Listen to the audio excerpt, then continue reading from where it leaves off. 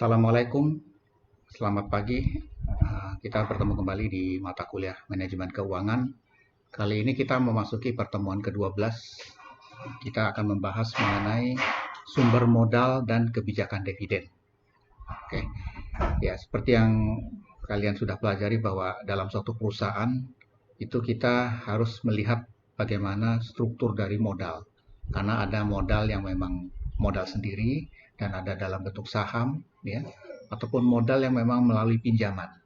Baik, kita akan masuk ke bagaimana sebenarnya struktur modal dalam suatu perusahaan. Sebentar.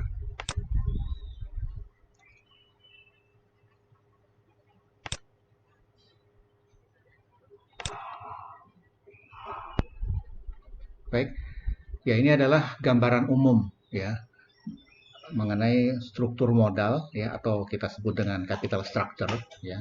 Jadi di sini modal itu bisa merupakan gabungan ya, gabungan dalam pembelanjaan jangka panjang perusahaan ya. Jadi maksudnya di sini perusahaan biasanya akan memiliki sesuatu modal yang harus dia bedakan ya antara modal yang diterima dari untuk jangka pendek ataupun untuk pembiayaan jangka panjang. Nah, ini biasanya memang akan dipenuhi dalam suatu uh, struktur ya. Artinya pada saat kita membutuhkan pembelanjaan atau pembiayaan, itu perusahaan memerlukan sesuatu yang sifatnya harus dalam bentuk investasi atau modal itu sendiri. Nah, pemenuhan kebutuhan modal itu sendiri ya, seperti yang saya jelaskan tadi itu bisa melalui modal saham ya. Ya artinya modal sendiri yang memang dia dibentuk dari modal saham yang dia punyai ya, ataukah melalui dari laba ditahan ya atau kita kenal dengan return earning. Nah, laba ditahan ini adalah laba yang diperoleh pada saat perusahaan mendapatkan profit sepanjang aktivitas dia di dalam melakukan usaha operasionalnya sehari-hari. Ya. Nah, ini laba ini yang nanti akan digunakan oleh perusahaan untuk menjadi sebagai sumber modalnya. Ya. Nah, jika dalam pendanaan perusahaan yang berasal dari modal sendiri, ya artinya masih kekurangan atau defisit, ya biasanya kalau modal sendiri mungkin belum mencukupi karena kebutuhan perusahaan itu biasanya lebih besar. Nah, itu perusahaan mempertimbangkan mencari modal tambahan. Ya. Nah, itu yang kita sebut dengan hutang atau kita kenal dengan namanya debt financing. Ya. Karena dana yang kita peroleh itu adalah sumbernya didapat dari luar dan itu yang memberikan adalah biasanya investor-investor ataupun sumber-sumber pembiayaan seperti bank ya dan lain-lain. Nah, itu gambarannya. Nah, sebenarnya kenapa perusahaan itu membutuhkan dana ya?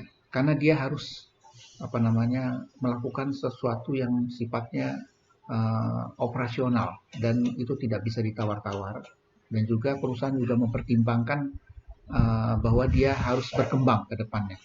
Artinya growth pertumbuhan harus benar-benar terjadi di dalam perusahaan tersebut. Untuk itulah makanya dicarilah alternatif pendanaan yang sifatnya efisien ya. Karena kalau misalnya dia mencari tempat-tempat yang tidak efisien, tentu dia akan menanggung yang namanya beban bunga atau biaya bunga.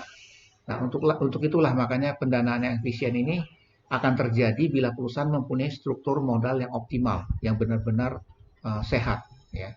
Artinya perbandingan antara modal sendiri dan hutang itu harus lebih banyak modal sendiri dibanding dengan hutang.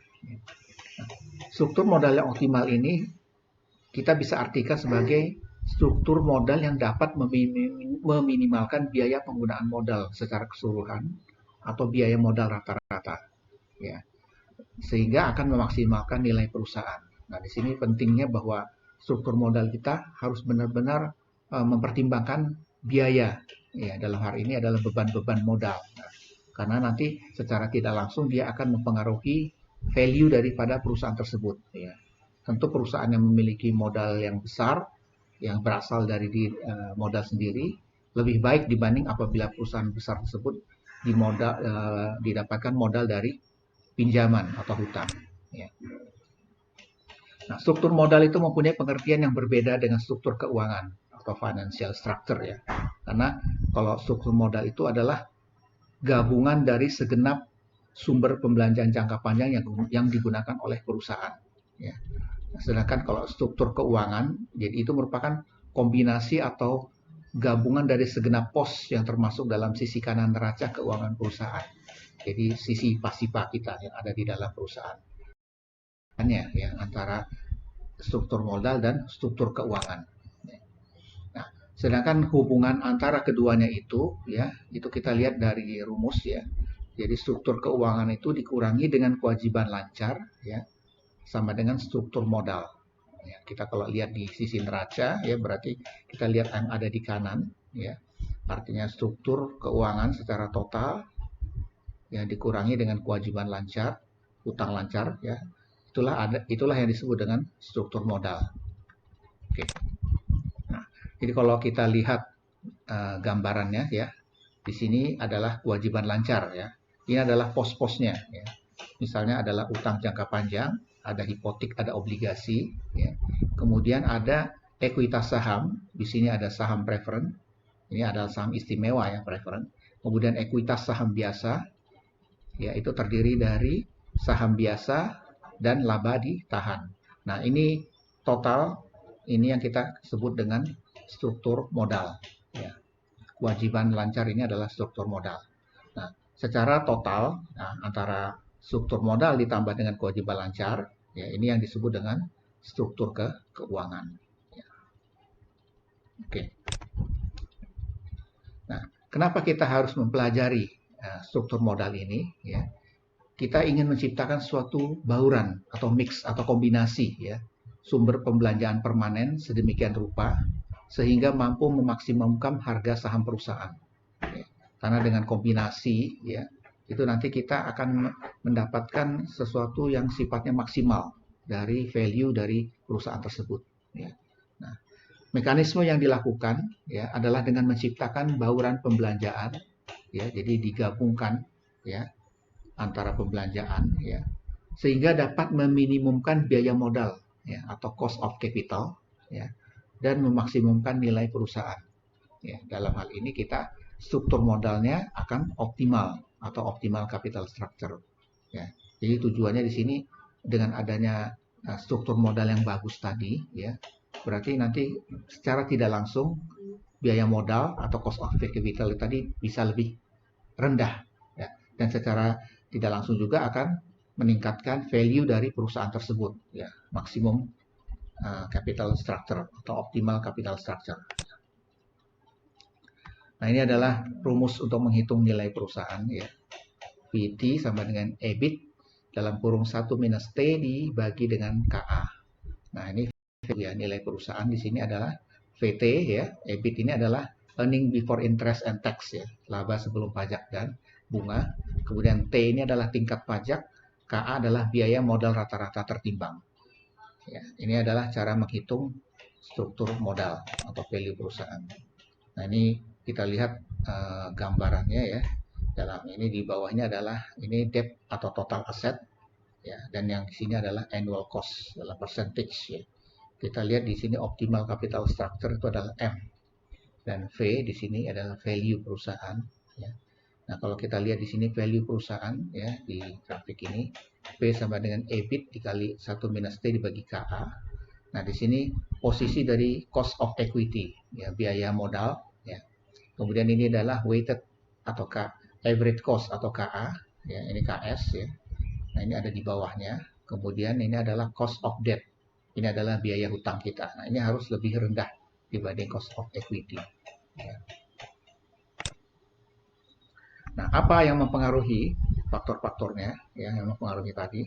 Yang pertama adalah laju pertumbuhan dan kemantapan penjualan di masa yang akan datang. Ya. Jadi kalau makin tinggi pertumbuhan perusahaan, penjualannya juga makin stabil, ya. Jadi kecenderungannya dia akan meleverage semakin besar. Nah, jadi dia akan mendongkrak, ya, mendongkrak struktur modal tadi. Nah, yang kedua adalah struktur kompetitif di dalam industri, ya. Jadi semakin kompetitif persaingan dalam industri, ya, semakin kecil kecenderungan perusahaan untuk menggunakan utang jangka panjang dalam struktur modalnya. Jadi kalau dia makin kompetitif berarti kan makin tertantang untuk memproduksi dan akan makin banyak orang yang membeli produk itu. Nah, dalam hal ini dia penjualan meningkat, paling tidak dia menambah modal dia, jadi dia tidak perlu menghutang. Ya. Nah, yang ketiga, susunan aset dari perusahaan sendiri. Ya. Jadi perusahaan yang sebagian besar asetnya berupa aset tetap, ya, atau fixed asset, ya, biasanya lebih banyak menggunakan modal sendiri dalam struktur modalnya. Ya, kenapa? Karena memang sebelum perusahaan berdiri tentu dia akan mempertimbangkan dia harus memiliki aset-aset terbesar dulu ya sebelum dia melakukan aktivitasnya. Nah, ini biasanya aset itu adalah modal sendiri ya. Nah, berarti yang keempat adalah resiko bisnis yang dihadapi perusahaan. Jadi semakin tinggi resiko bisnis yang dihadapi perusahaan, semakin rendah kecenderungan untuk mengadakan leverage ya. Jadi makin kecil dia untuk melakukan pendongkrakan ya dengan cara meminjam ataupun berhutang tadi ya. Nah, sedangkan yang kelima adalah status kendali dari para pemilik dan manajemen. Jadi karena dengan bertambahnya saham biasa yang beredar, kendali para pemilik sebelumnya semakin berkurang. Ya. Jadi kalau misalnya saham itu banyak beredar, ya, artinya misalnya di sini go public ya, berarti kan masyarakat yang memiliki. Nah, berarti si pemilik asal dia akan berkurang nilai ininya, kemampuan dia untuk mengendalikan perusahaan, ya, karena sebagian besar sudah diambil oleh publik. Ya. Untuk mengantisipasi hal ini, ya, jadi untuk menambah itu biasanya dengan menambah modal perusahaan, ya, dilakukan dengan leverage tadi, ya. Nah, kemudian yang keenam adalah sikap para kreditor modal terhadap industri dan perusahaan. Jadi semakin baik persepsi para kreditor terhadap industri dan perusahaan, maka makin mudah perusahaan itu untuk mendapatkan utang. Ya. Artinya kalau misalnya kreditor berpikiran bahwa perusahaan ini kelihatannya oke dan profitable dan juga dari sisi penjualan baik, ya mungkin investor ya, berharap dia bisa memberikan utang. Ya. Dan ketujuh adalah posisi dari pajak perusahaan. Ya. Jadi alasan utama penggunaan utang ya, atau kita kenal dengan leverage tadi adalah bunga mengurangi pengeluaran pajak. Ya. Sehingga semakin besar tarif pajak yang diberlakukan, maka biaya utang efektif menjadi semakin rendah. Ini adalah hubungannya dengan pajak. Ya. Dan yang kedelapan adalah fleksibilitas keuangan atau kemampuan untuk menerbitkan modal dalam kondisi yang tidak baik. Jadi kalau misalnya dalam kondisi misalnya seperti saat ini ya, itu uang ketat, perekonomian lagi lesu, ya. Nah, di sini pemasok modal lebih menyukai untuk menyediakan dana bagi perusahaan dengan kondisi keuangan baik. Nah, yang ke-9 ini adalah faktornya adalah konservatisme atau agresivisme manajerial. Jadi ada manajer perusahaan yang agresif, cenderung untuk menggunakan utang dalam usaha untuk mendorong laba. Jadi dia berusaha berutang terus ya dengan maksud supaya nanti akan makin untung perusahaannya. Nah, ini yang sifatnya agresif. Sebenarnya faktor ini tidak berpengaruh terhadap struktur modal optimal ataupun maksimum nilai. Tetapi hal ini dapat mempengaruhi manajer dalam menentukan struktur modal sasaran. Nah, jadi ini berarti penting ya, artinya dari sisi modal sebenarnya ini nggak berpengaruh ya. Oke. Nah, sekarang kita masuk ke teori struktur modal ya. Nah, jadi ada beberapa teori ya di sini ya.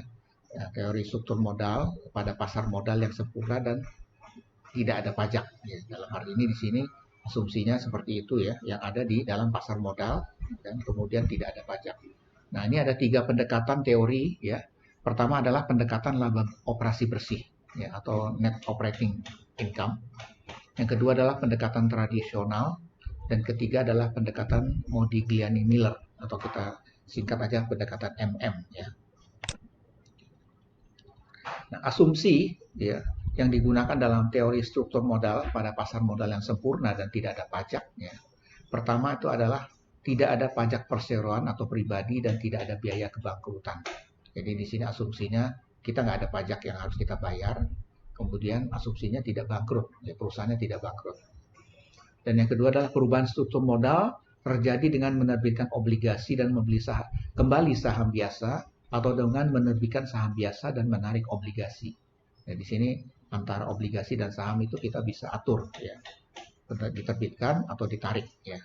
Nah, ini adalah asumsinya. Dan yang ketiga, perusahaan mempunyai kebijakan pembayaran 100% dari laba yang diperoleh setiap tahunnya sebagai dividen. Nah, di sini nanti kita akan bahas bagaimana kebijakan dividen perusahaan. Ya, dividen itu adalah keuntungan perusahaan di tiap tahun yang akan dibagikan kepada pemegang sahamnya. Oke. Nah, yang keempat, asumsinya adalah perkiraan nilai distribusi probabilitas subjektif dari perkiraan laba operasi di masa yang akan datang untuk masing-masing perusahaan adalah sama untuk semua investor di pasar modal.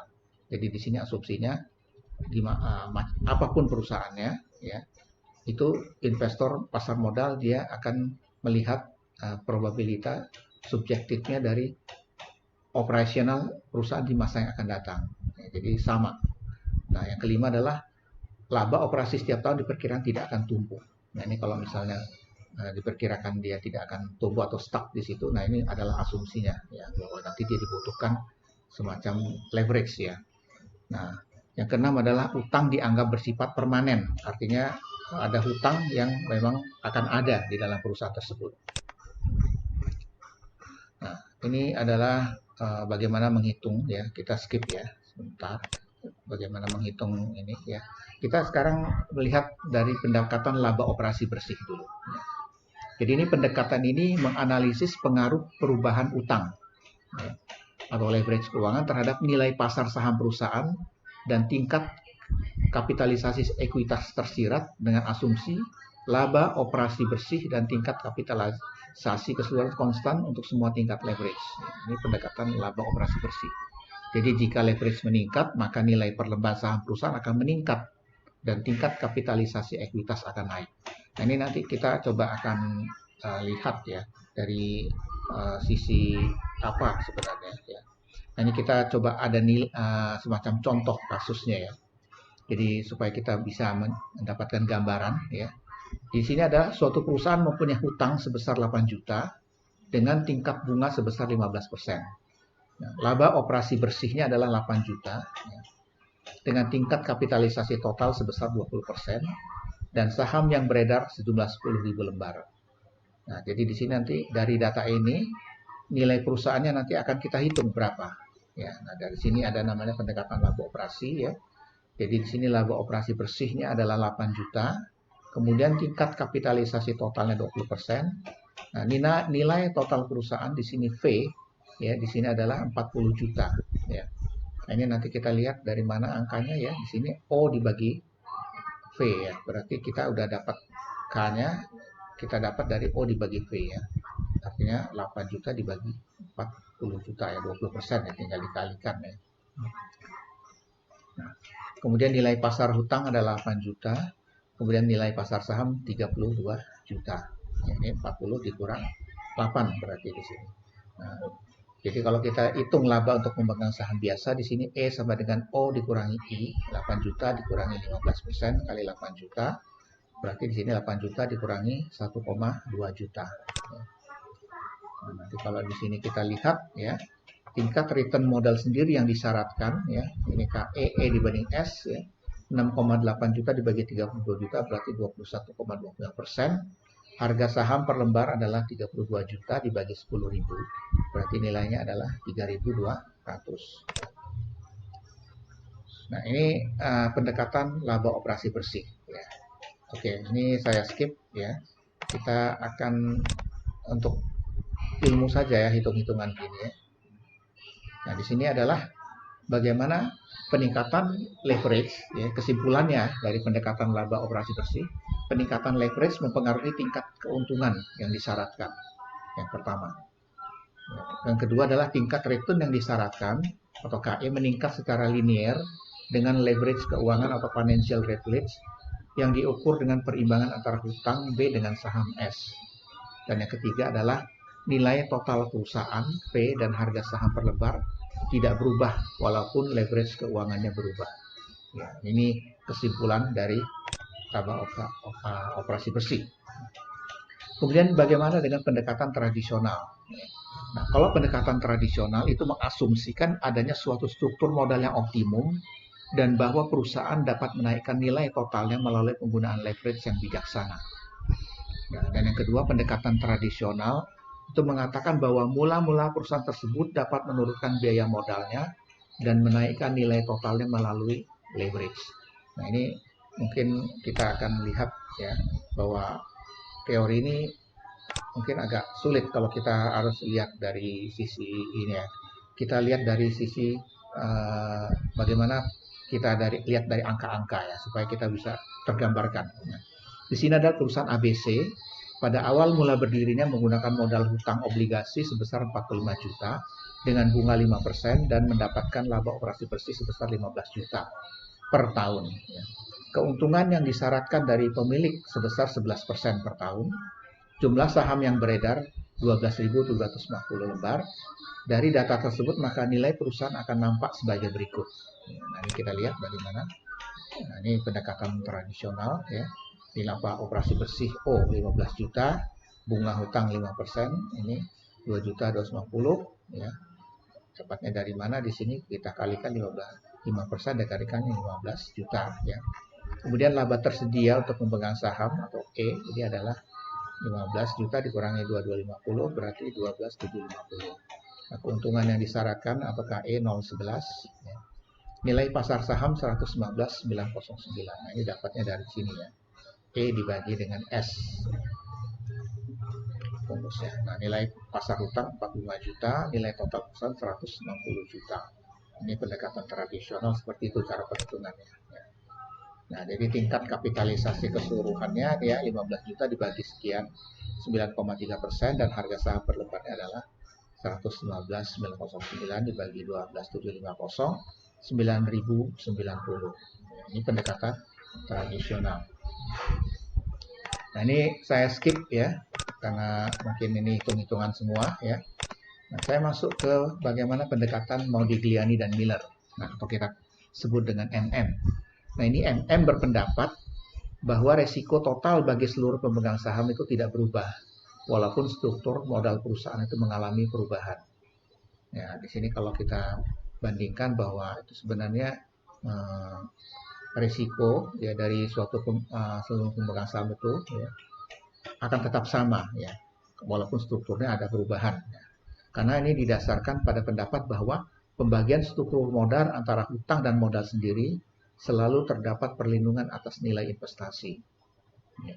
Dan nilai investasi total perusahaan tergantung dari keuntungan dan risiko, sehingga nilai perusahaan tidak berubah walaupun struktur modalnya berubah. Ya. Itu adalah teorinya. Ya. Ini asumsinya ya, asumsi yang digunakan Modigliani dan Miller. Pertama, pasar modal adalah sempurna dan investor bertindak rasional. Ya, di sini kita harus lihat bahwa investor tidak berpikir spekulasi tapi rasional. Dan yang kedua, nilai yang diharapkan dari distribusi probabilitas semua investor sama. Ya. Dan yang ketiga, perusahaan mempunyai risiko usaha atau bisnis risk yang sama. Dan keempat, tidak ada pajak. Nah, ini adalah asumsinya. Nah, ini kita lihat contohnya bagaimana ya di sini. Pertama, ada dua perusahaan yang serupa, yaitu perusahaan A yang modal seluruhnya merupakan modal sendiri dengan keuntungan yang disyaratkan sebesar 15%. Perusahaan kedua adalah perusahaan B yang sebagian modalnya berupa obligasi sebesar 240 juta dengan bunga 12% dan keuntungan yang disyaratkan pemegang saham sebesar 16%. Maka penilaian kedua perusahaan adalah sebagai berikut.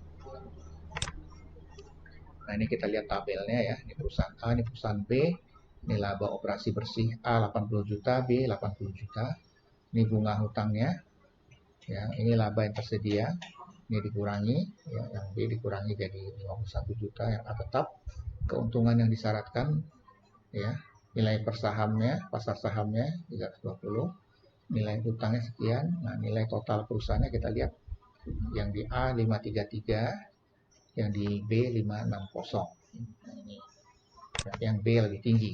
Nah, bagaimana tingkat kapitalisasinya ya? Jadi A 80 juta dibagi 533, 15%. Yang B adalah 80 juta dibagi 560, 14,3. Nah, berarti A kapitalisasinya lebih tinggi daripada B. Ya. Nah, menurut situasi di atas tidak dapat berlangsung terus karena akan terjadi proses arbitrase yang menjadikan kedua nilai perusahaan itu sama. Ya, jadi dia mungkin akan berubah juga nanti kalau misalnya ada hal-hal yang lain ya yang terjadi. Terus perusahaan B tidak akan memiliki nilai yang lebih tinggi karena perusahaan tersebut memiliki struktur modal yang berbeda dengan perusahaan A. Tadi kita lihat dia yang di B ada hutangnya. Kemudian investor dalam perusahaan B akan mampu meroleh keuntungan yang sama tanpa peningkatan risiko keuangan dengan cara menginvestasikan dananya pada perusahaan A. Nah, transaksi ini terus berlangsung sama.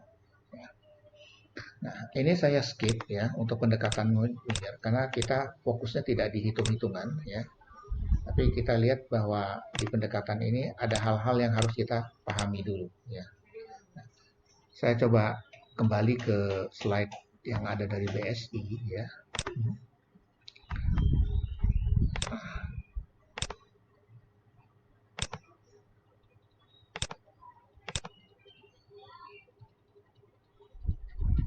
Nah, ini adalah faktor-faktor yang mempengaruhi struktur modal ya. Pertama adalah tingkat bunga atau biaya modal, kemudian ada stabilitas dari perolehan laba, kemudian ada struktur aktiva, kemudian ada tingkat risiko aktiva dan sifat manajemen, dan besarnya jumlah kebutuhan modal. Nah, ini pendekatan struktur modal ya yang kita bahas tadi ya. Ada 5 di sini ya, pendekatan laba bersih atau net income, ada pendekatan laba operasi atau operational profit, kemudian ada pendekatan tradisional. Nah, ini ada pendekatan Modigliani-Miller atau MN, dan ada pendekatan EBIT atau EPS. Ya, jadi lebih banyak ya. Penjelasannya seperti ini ya. Nah, ini pendekatan net income ya. Jadi pada pendekatan ini sebagian laba atas pemegang saham dikapitalisasi dengan suatu tingkat kapitalisasi yang konstan, yaitu ke biaya modal sendiri. Nah, jadi kalau pendapatan bersih ya yang diperoleh ya ini oleh pemegang sahamnya ini nanti akan disamakan dengan kapitalisasi yang konstan ya, jadi ke biaya modalnya sendiri ya. Nah, cuman asumsi ya yang mendasarinya ya pertama adalah biaya utang dan biaya modal sendiri itu adalah konstan walaupun struktur modal berubah. Nah, kemudian yang kedua biaya utang sebelum pajak atau KD di sini lebih rendah dari biaya modal sendiri atau KE. Nah, mungkin kalau kita lihat dari grafik ini ya pendekatan laba bersih net income yang bawah ini adalah DE ratio, yang ke atas ini adalah biaya modal. Nah, ini kita lihat ada KE, KO, dan KI ya. Tadi apa tadi KO, KE ya di sini. KE itu adalah modal sendiri ya. Sedangkan KI itu adalah biaya utang ya. Dan KO itu adalah apa? K0 berarti di sini ya. Ini yang berarti modal awal ya. Jadi kita lihat di sini biaya hutang paling bawah. Ya. Nah, kedua pendekatan net operating income. Ini atau kita kenal dengan NOI. Nah, di sini tingkat biaya modal rata-rata tertimbang ya atau KO adalah konstan. Asumsi yang mendasari pendekatan ini adalah biaya utang dan biaya modal keseluruhan konstan ya. Pada pendekatan NOI, perubahan struktur modal tidak mempengaruhi nilai dari total perusahaan. Jadi kalau kita lihat di sini adalah ya grafiknya nanti seperti ini. Nah, ini pendekatan tradisional ya. Jadi pendekatan ini menganggap bahwa biaya modal sendiri KE akan naik apabila rasio utang meningkat dan biaya utang akan meningkat apabila melebihi tingkat rasio utang tertentu. Hal ini sebagaimana ditunjukkan pada gambar berikut. Nah, ini kita lihat ya.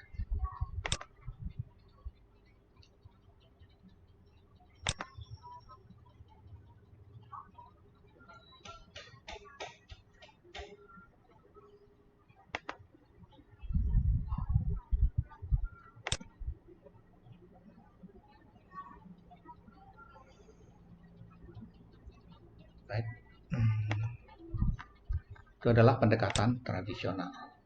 Nah, ini pendekatan Modigliani-Miller ya. Tadi sudah kita bahas ya. Di sini ada beberapa asumsi ya. Nah, ini pendekatan EBIT atau EPS. Ini adalah pendekatan untuk menentukan hubungan antara laba per lembar saham atau earning per share dengan laba sebelum pajak dan bunga pajak. Ya.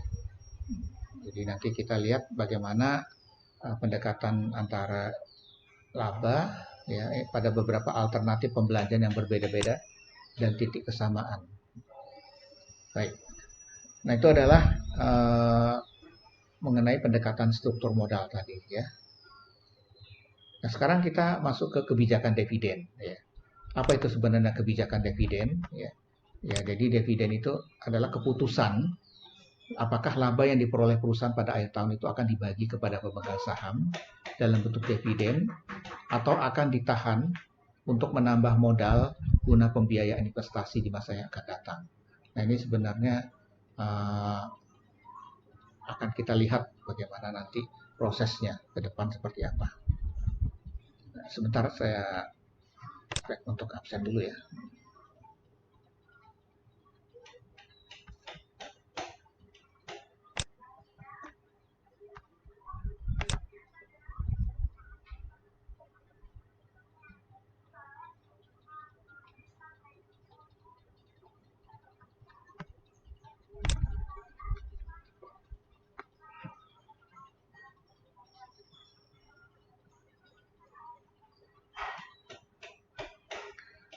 Nah, jadi di sini kebijakan ini sebenarnya penting juga ya. Kenapa? Karena dividen yang diperoleh oleh para pemilik saham tadi itu bisa dia manfaatkan untuk diri pribadi ataupun bisa juga dia manfaatkan untuk perusahaan di masa yang akan datang.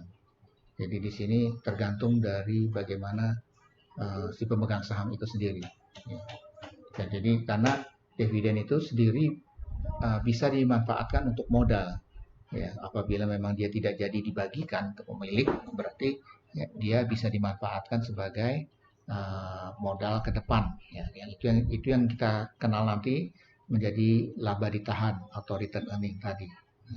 Tapi ini harus diambil kebijakan ini oleh manajemen. Ya.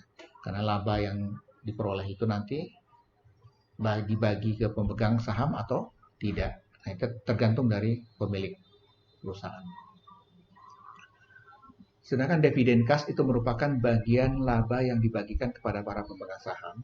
Jadi, dividen itu ada dua jenis ya, ada saham preference dan ada saham biasa. Nah, saham preference itu adalah saham yang istimewa.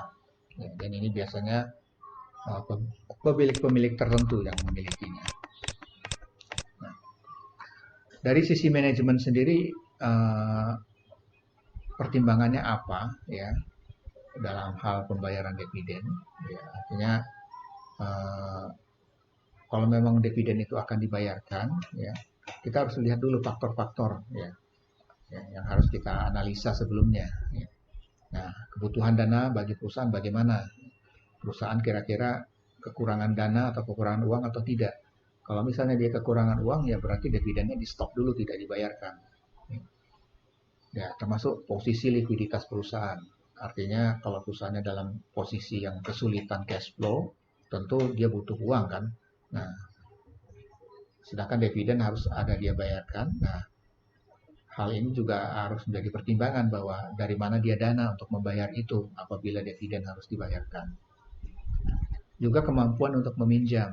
Ya, perusahaan itu kan juga ada keterbatasan dalam usaha dan operasionalnya. Nah, jadi di sini juga dilihat kira-kira kita mampu meminjam untuk tambahan dana ataukah kita cukup menggunakan modal kita sendiri yang ada dulu melalui dividen tadi.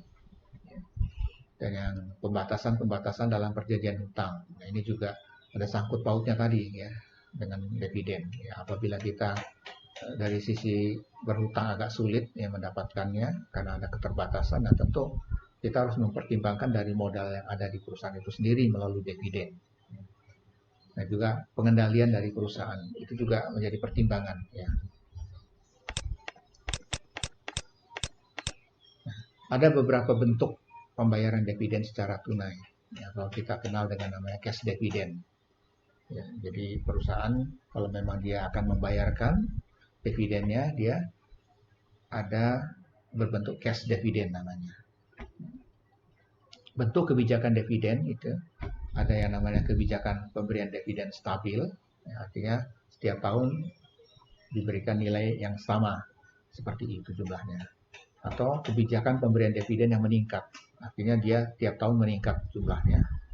Dan ada pemberian dividen yang konstan, konstan dalam arti di sini hampir sama dengan yang di atas, stabil, tapi di sini sangat tetap jumlahnya dan tidak berubah sama sekali. Dan yang terakhir adalah kebijakan dividen yang rendah ditambah ekstra. Artinya dividen mungkin tidak dibayarkan full, tapi dibayarkan sebagian, tapi nanti ada tambahan-tambahan lain.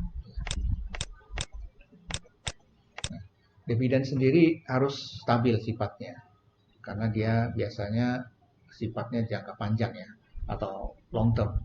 Waktu yang panjang tadilah yang dia harus dipikirkan bahwa dia akan harus dibayarkan suatu saat kepada pemilik saham. Tapi harus mempertimbangkan hal-hal yang ada di dalam perusahaan itu sebelumnya.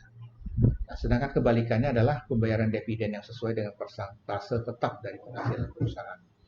Nah, ini juga harus dipertimbangkan ya, karena dari sisi percentage ya memang bisa dilakukan ya. Artinya dari jauh-jauh hari sudah dilakukan penetapan berapa persen yang akan kita bayarkan.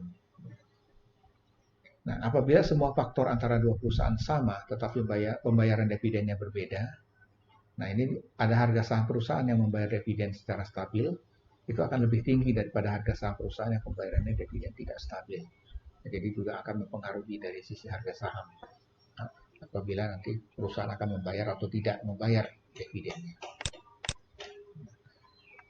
Nah, itu adalah kebijakan pembayaran dividen. Nah, saya ada tambahan untuk pendanaan ya. Jadi dari sisi modal tadi kita sudah bahas struktur modal. Nah, itu sebenarnya ada namanya pendanaan yang sifatnya jangka pendek dan ada yang sifatnya jangka panjang. Nah, ini saya coba berikan tambahan gambaran bagaimana pendanaan yang sifatnya jangka pendek dulu ya. Oke, sebentar, ini internetnya agak.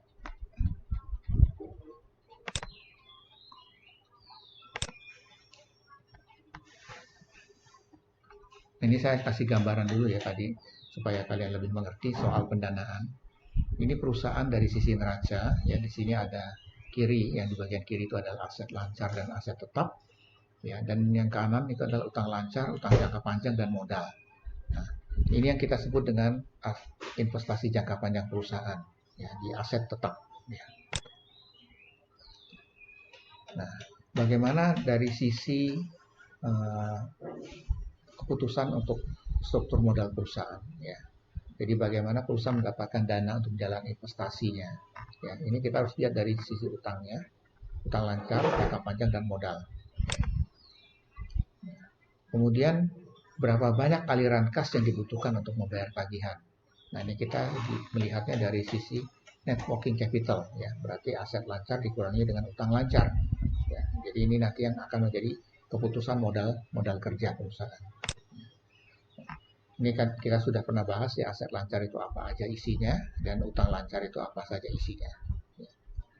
Kemudian ini adalah bagaimana siklus operasi dan siklus cash ya, cash flow perusahaan itu seperti apa dapatnya ya.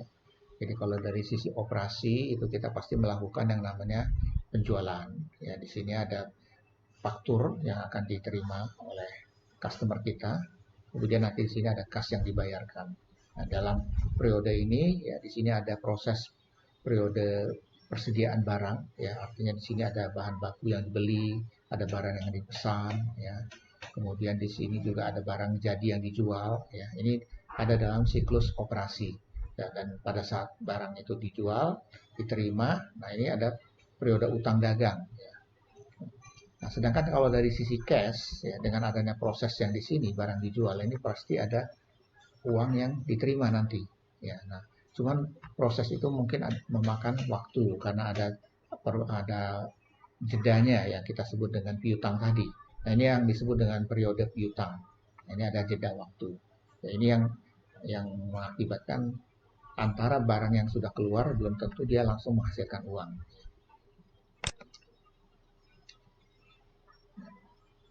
Nah, ini kalau ini kita sudah pernah bahas ya. Nah, sekarang kita lihat bagaimana kebijakan keuangan jangka pendek. Ya, jadi perusahaan itu juga sebenarnya ada strategi bagaimana dia mendapatkan tambahan modal. Nah, ini biasanya dia akan diukur dari proporsi utangnya terhadap utang jangka panjangnya. Apakah fleksibel, apakah restriktif atau terbatas. Nah, ini kita lihat bagaimana ukuran investasi dalam aset lancar ya. Saya skip. Nah, ini saya skip juga ya. Nah, ini saya skip ya, kita masuk lagi ke yang di awal ya. Nah, ini saya lihat bagaimana sumber dana ya jangka pendek ya. Jadi kalau kita ingin mendapatkan sumber dana ya dari luar ya eksternal, itu ada yang sifatnya jangka pendek dan ada yang jangka panjang. Nah, untuk jangka pendek itu biasanya melalui kredit perdagangan, pinjaman bank jangka pendek, surat berharga ya, atau pendanaan piutang dan persediaan. Nah, yang biasa kita kenal adalah pinjaman bank ya.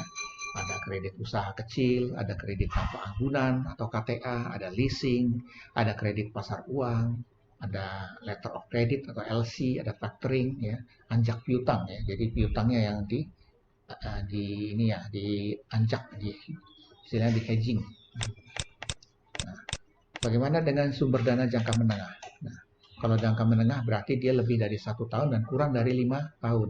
Nah, ini biasanya melalui long term loan ya, piutang jangka menengah long term loan atau equipment loan, pinjaman equipment atau melalui leasing ya. Jadi jangka menengah itu dia lebih dari 1 tahun dan kurang dari 5 tahun. Sedangkan sumber dana jangka panjang ya, ini sumber dana yang jangka waktunya lebih dari 5 tahun ya, lebih lama sifatnya. Dan ini biasanya menggunakan yang namanya obligasi ya. Kita sudah bahas di pertemuan sebelumnya ya mengenai bagaimana obligasi, bagaimana saham. Nah, di sini biasanya yang digunakan ya, jangka panjang itu adalah seperti tanah, jalan, mesin pabrik, ya, proyek konstruksi biasanya menggunakan.